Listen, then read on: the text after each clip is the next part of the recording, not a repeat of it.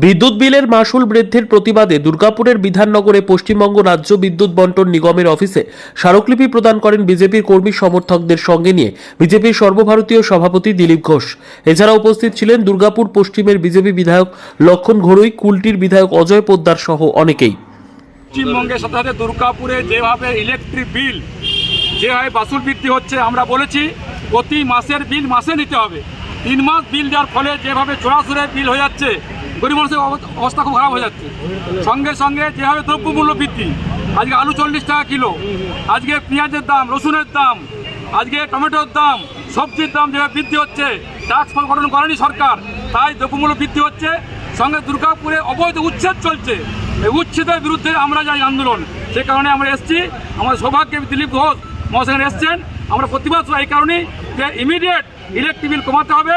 কেন্দ্রীয় সরকার ইতিমধ্যেই 300 unit free বিল করেছে, তারপর বিল দেওয়া হচ্ছে।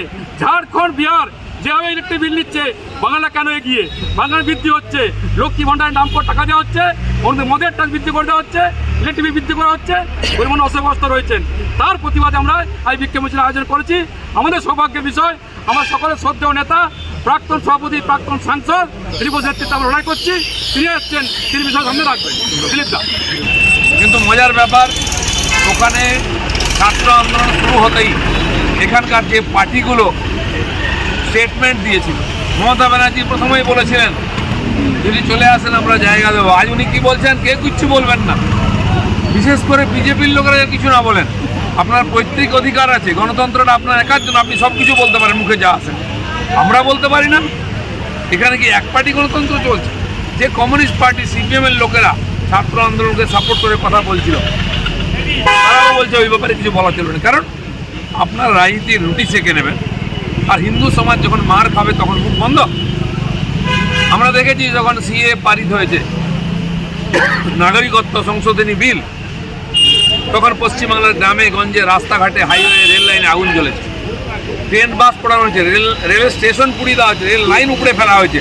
মমতা ব্যানার্জি চুপ ছিলেন, কারণ তার ভোটাররা, তার নেতারা, সেই রোহিঙ্গারা, অনুপ্রবেশকারীরা এখানে লুঙ্গি পরে ঝাঁপিয়ে বেরিয়েছে, খুন খারাপি করেছে, আগুন জ্বালিয়েছে। তখন তিনি চুপ ছিলেন। 3 দিন আগুন জ্বলেছে, তখন মন্দির পোড়ানো হয়েছে, বিজেপির অফিস পোড়ানো হয়েছে, আর রাস্তাঘাটে লোককে মারপিট ও সম্পত্তি নষ্ট করে 600 কোটি টাকা। তাহলে কি অনুপ্রবেশ বাড়বে? আমরা চাইব তিনি তার এই রাজ্যের সীমাকে সুরক্ষিত করুন পুলিশকে দিয়ে, কেবল বিএসএফ এর উপর ছেড়ে দিয়ে কাটমানি নিয়ে অনুপ্রবেশকারী ঢোকাবেন, গরু পাচার করবেন, সোনা পাচার করবেন, সেগুলো বন্ধ হওয়ার দরকার আছে। নাহলে এখানকার হিন্দু সমাজও তার রিয়েকশন দেবে। বিধানসভায় বিরোধী দলনেতা বলছেন যে 1 কোটি হিন্দু শরণার্থী আসবে, তার জন্য দেশ এবং রাজ্য রেডি থাকে। ইতিহাস থেকে হরপোড়া গরু সিঁদুরে মেঘ দেখলে ভয় পায়, কারণ কি আমরা 75 বছর ধরে দেখছি ওখানকার হিন্দু সমাজ কীরকম মার খেয়ে আছে। আর যখন উপায় থাকে না, তার ভিটে মাটি ছেড়ে পালিয়ে আসেন এখানে সর্বস্ব হারিয়ে। সেই ভয় থেকে সবাই বলতে আরম্ভ করেছে আবার সেই পরিস্থিতি হবে কিনা, আবার উদ্বাস্তু ঢল আসবে কিনা। কিন্তু আমরাও সতর্ক আছি। ভারতবর্ষ সরকার পাল্টেছে, আমরা আমাদের সরকারও যথেষ্ট শক্তিশালী আছে, সারা দুনিয়াতে আমাদের কথা শোনে লোকেরা।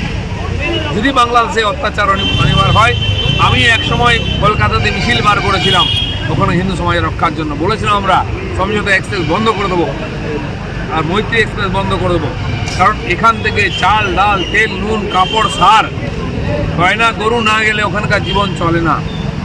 সব নেওয়ার পরে ওখানকার হিন্দু সমাজ যারা পূর্বপুরুষ থেকে ওই দেশের স্বাধীনতার জন্য লড়াই করেছেন, তাদের উপর অত্যাচার করা নিরীহ হিন্দুদের উপরে, এই ফ্যাশনটা বন্ধ হওয়ার দরকার আছে। আমরা নজর রেখেছি।